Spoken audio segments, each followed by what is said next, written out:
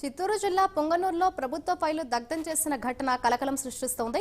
MPDO కార్యాలయం ఎదురుగా ఉన్న శ్మశానంలో తెల్లవారుజామున ప్రభుత్వ రికార్డులను సంచిలో తెచ్చి దగ్ధం చేసినట్లుగా తెలుస్తోంది. అయితే దగ్ధమైన ఫైల్స్ అన్ని ఎంపీడీఓ ఆఫీస్ రికార్డులుగా టీడీపీ నేతలు అనుమానిస్తున్నారు.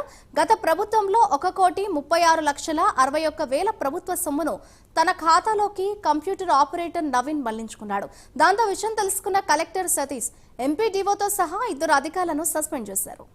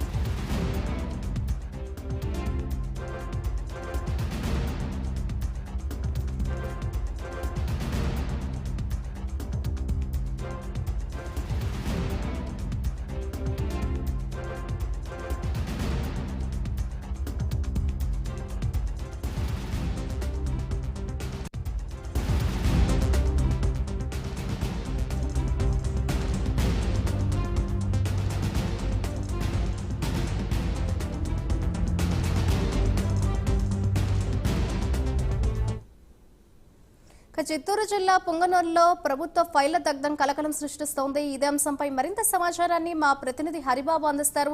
హరిబాబు, చెప్పండి, ఫైళ్ల దగ్ధం అనేది మొత్తం కలకలం సృష్టిస్తున్నట్లుగా తెలుస్తోంది. దీనికి సంబంధించిన లేటెస్ట్ అప్డేట్స్ ఏ విధంగా ఉన్నాయి? మాదిరి ఇటీవల కాలంలో పొంగనూరు ఎంపీడీఓ ఆఫీసులో పనిచేస్తున్నటువంటి కాంట్రాక్ట్ ఎంప్లాయ్ ప్రభుత్వానికి చెందినటువంటి 1,36,61,000 రూపాయలను ఎంపీడీఓ యాక్సెస్ మీద అతను తీసుకొని వ్యసనాలకు ఉపయోగించడం జరిగింది. క్రికెట్ బెట్టింగ్లతో పాటు పబ్బులకు తిరగడం, లేదంటే జూదాలకి, వీటిలన్నిటికీ ఖర్చు చేసినట్టు అధికారుల విచారణలో తేలింది.